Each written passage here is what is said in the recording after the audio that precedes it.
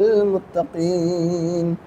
وإذ قال موسى لقومه إن الله يأمركم أن تذبحوا بقرة قالوا وتتخذنا هزوا قال أعوذ بالله أن أكون من الجاهلين.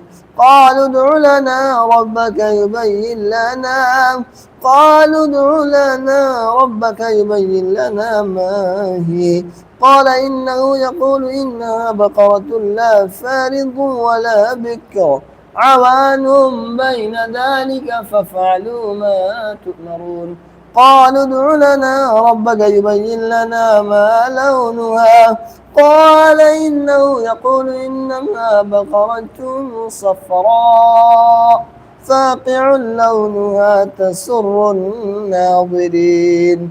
قال إنه يقول إنها بقرة صفراء فاقع لونها تسر الناظرين.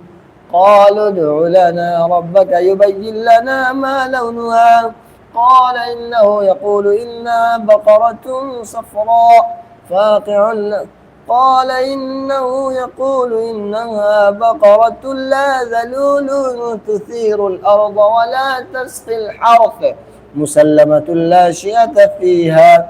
قالوا الآن جئت بالحق فذبحوها وما كادوا يفعلون. وإذ قتلتم نفسا